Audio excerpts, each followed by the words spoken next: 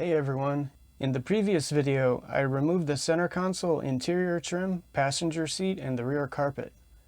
In this video, things are looking up, literally. I'm going to remove the headliner and the sunroof and install a sunroof delete panel. Before I can remove the headliner, I first need to remove a bunch of things that are helping to hold it in place. For example, the sun visors hold up the front section of the headliner, so they need to come out. This is pretty straightforward, just some Phillips head screws. The latch for the sun visor has little plastic tabs covering the screws. You can move the tabs with a screwdriver. There are also a couple interior lights next to the sun visors. They just pop out of the headliner.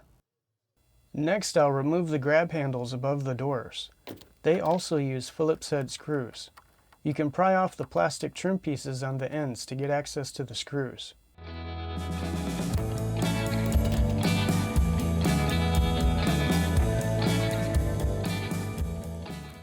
The third brake light also needs to be removed. It has two plastic clips attaching it to the roof.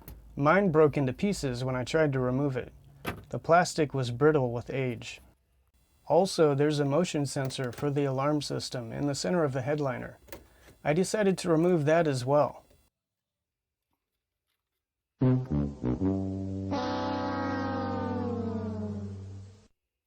I'm also going to remove the rubber trim ring. You can just pull it out. Now there are two plastic rivets holding the headliner to the roof. One of them is up front where the sun visor mounts. The other is in the back where the third brake light mounts. You can just pull the centerpiece out of the rivet and then it comes loose.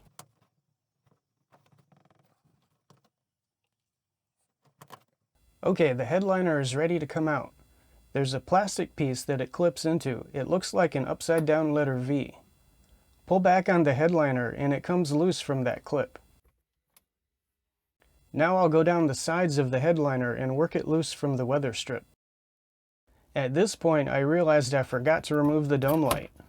No!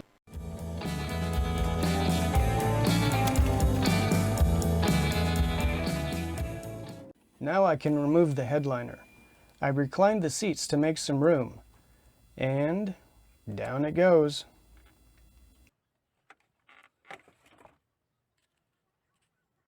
I removed it through one of the back doors. Reclining the seat gave me more room to finagle it out.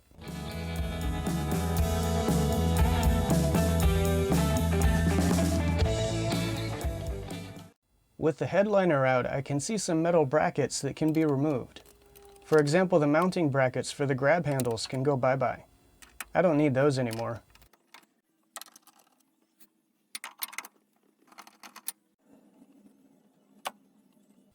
Also, the support brackets for the B-pillar trim can be removed.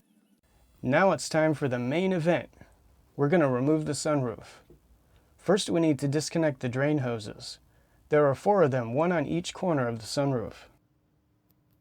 The sunroof is held in place with a bunch of 10mm bolts all around the edge. I'm going to remove all of them except for 2, one on either side, so the sunroof doesn't fall on me. Then I'll remove those last 2 bolts while I'm holding up the sunroof. I was expecting the sunroof to be heavier. It wasn't that bad, but I still wouldn't want it falling on my head.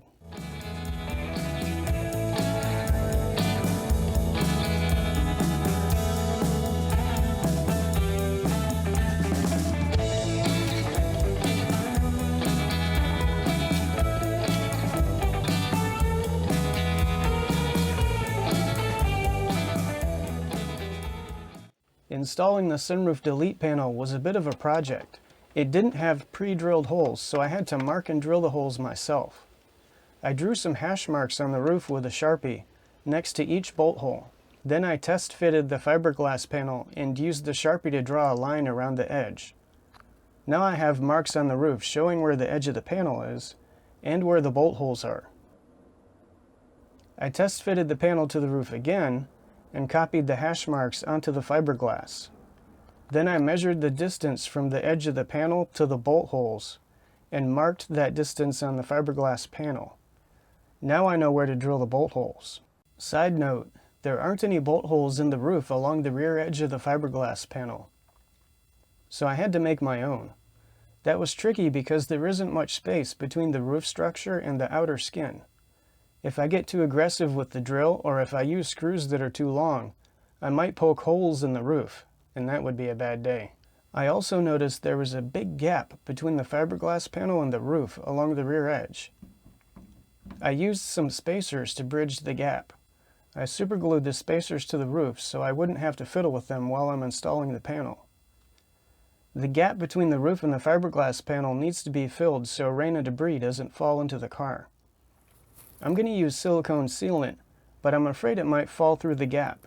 So I put foam weather strip around the outside of the panel to hold the silicone sealant in place until it dries. Alright, time to install the delete panel. I reused the sunroof bolts to mount the delete panel to the roof. I also had to use 4 screws along the rear edge of the panel. I was careful to make sure those screws weren't too long so they wouldn't poke holes in the roof. Last but not least, let's apply the silicone sealant.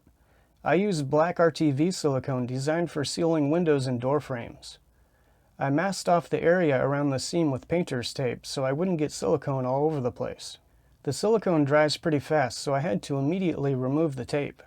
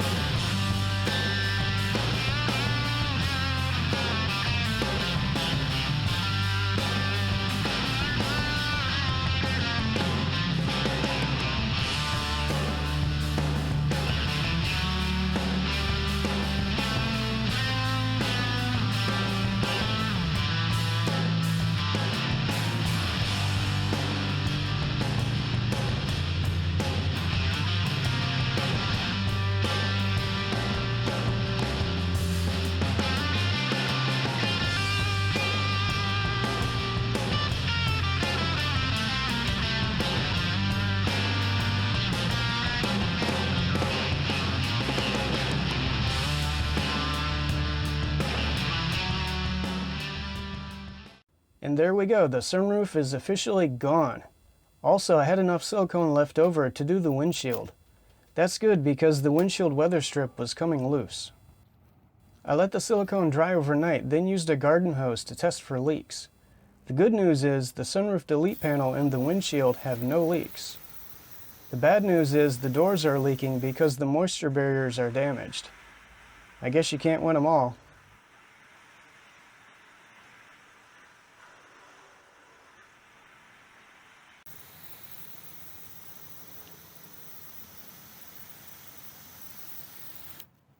So, how much weight did we remove this time?